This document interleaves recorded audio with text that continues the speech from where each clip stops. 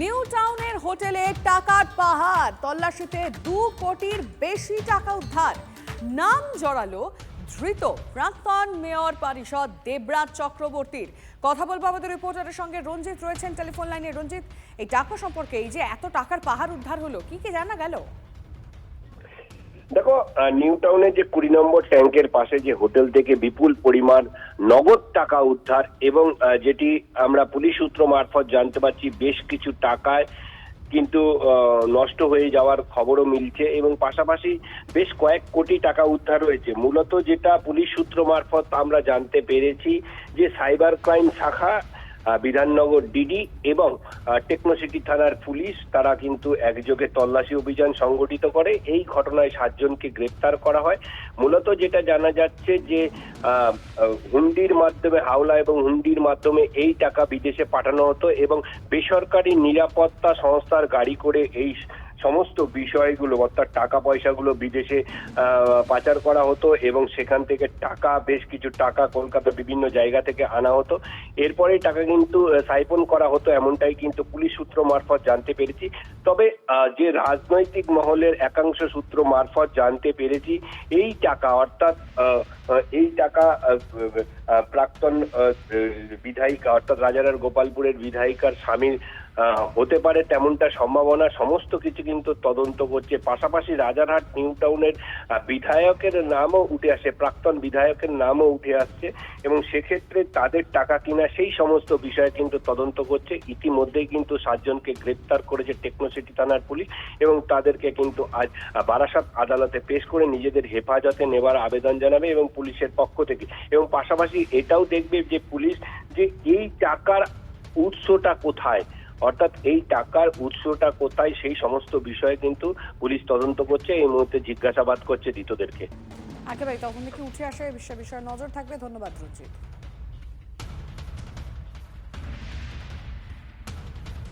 এখানে তো ওই বলছি না, রাজস্থানী ভাষা, এদের ভাষা বোঝা যায় না, একটু একটু হিন্দি বলে টান, বাস এইটুকু জানি।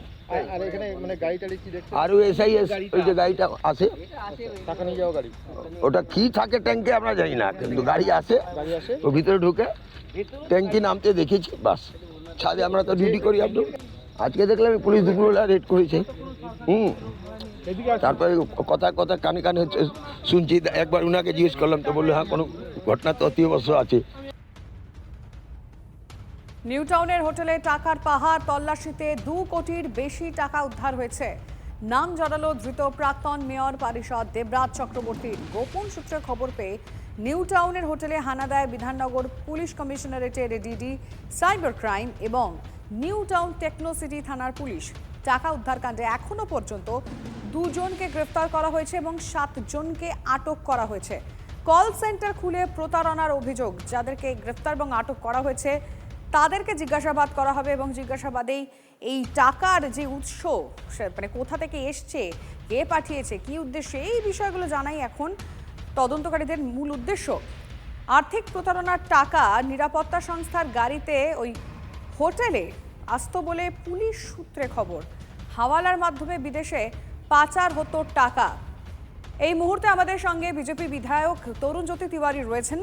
আপনার থেকে যেটা জানতে চাইবো, নিশ্চয়ই আপনি শুনেছেন নিউ টাউনের হোটেলে টাকার পাহাড় পাওয়া গিয়েছে এবং এতে নাম জড়িয়েছে প্রাক্তন মেয়র পরিষদ দেবরাজ চক্রবর্তীর। কি বলবেন? 2 কোটি আপনারা দেখছেন, কিন্তু আমাদের কাছে খবর তো আরো একটু বেশি ছিল। কারণ ভোটের আগে থেকে যেটা চলছিল, ওখানে প্রায় ব্যাংকের গাড়িগুলো ওখানে যেত, এটিএম যে টাকাগুলো নিতে যায় ওই রকম গাড়ি, ওরকম গাড়ি দিয়ে পাস হতো। এবং ওই হোটেলটা আজ থেকে না অনেকদিন ধরে ইউজ হয়। সেম কাজে পার ডে 3 থেকে 4 কোটি ট্রানজাকশন হতো ওখানে। লোকে বলে যে গরু পাচারের টাকা, কয়লার টাকা এবং একই সাথে প্রাথমিকের চাকরি বিক্রির টাকার হিসাবটা ওইখান থেকেই হতো। আমার কাছে যা খবর ছিল 2500 crore মোটামুটি ট্রানজাকশন হয়েছে ওখান থেকে। তো এই 2 কোটি টাকাটা নগণ্য, নাথিং। আরো অনেক কিছু বেরোনো উচিত। এই উত্তর 24 পরগনা কারা কন্ট্রোল করতো, উত্তর 24 পরগনা কিভাবে ছিল, কিছু কিছু কাউন্সিলর যাদেরকে এখন খুঁজে পাওয়া যাচ্ছে না তারা কোথায়, এগুলো যদি বের হয় তাহলে অনেক কিছুই সামনে আসবে। ধন্যবাদ আপনাকে।